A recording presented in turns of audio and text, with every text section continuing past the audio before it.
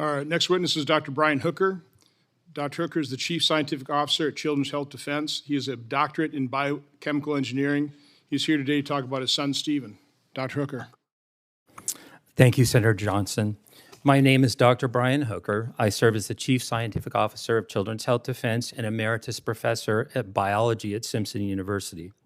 My son, Stephen, was born on February 10th, 1998, and was a healthy baby boy. My wife and I made sure he was vaccinated on time per the CDC schedule. I didn't really know what a vaccine adverse event was at the time and thought I was doing the best for my son. Steve was born in the thimerosal era, where most hepatitis B, Hib, and DTaP vaccines distributed in the U.S. contained upwards to 25 micrograms of mercury from the preservative thimerosal. By my son's 15-month well baby checkup, he was exposed to an accumulated total of 237.5 micrograms of mercury, and in 2 of his checkups at 2 and 6 months of age, received a single-day mercury exposure of 62.5 micrograms, which exceeded the current EPA safe exposure limit by nearly 200 times. Prior to his 15-month well baby checkup, Steve had been diagnosed with developmental delays, a chronic ear infections, and upper respiratory infections.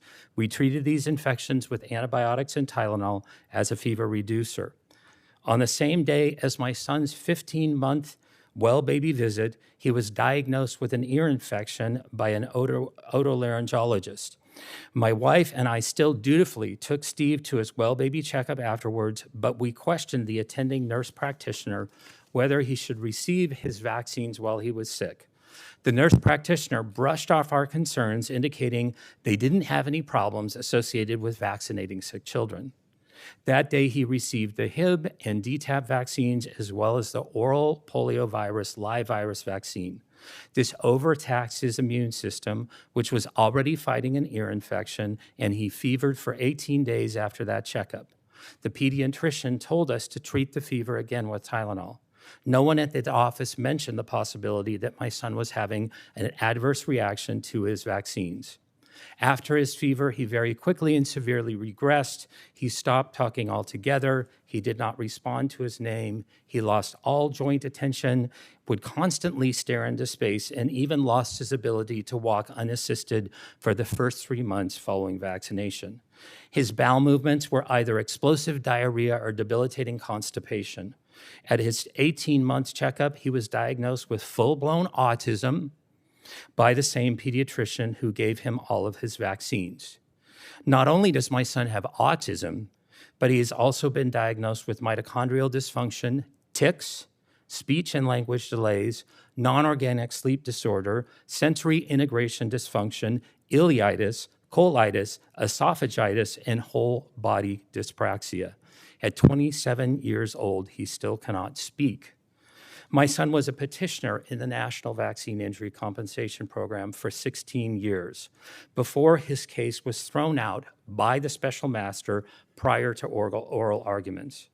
Vaccine courts, with its capricious statute of limitations, would not consider any vaccines prior to his 15-month shots and ruled that he had had autism earlier because he was pulling his ears at 6 months.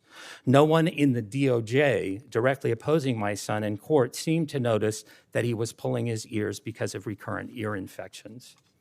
My son requires 24/7 care, and his severe dyspraxia means that he is a prisoner in his own body, a body that betrays every time he tries to execute any intentional task, such as eating, talking, walking, grabbing, or grasping any object. He also suffers excruciating chronic pain to gut dysbiosis and neuroinflammation. Nobody wants to see their child go through chronic debilitating pain.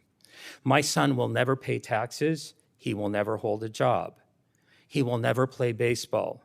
He will never write a poem. He will never go out on a date. He needs assistance despite his best efforts and despite his best wishes. He needs assistance toileting every time. Society does not want to acknowledge vaccine injury, period. Our story is not welcome in the news media, and social media completely censors us. My family has been gaslighted repeatedly, and my son's medical history has become fodder for astroturfers' blogs, as well as the CDC researchers armchair quarterbacking his vaccine injury case. My son's life has been ruined physically and emotionally, and he is persecuted by the mere fact that he exists. Life is hard, but Jesus Christ is good every day.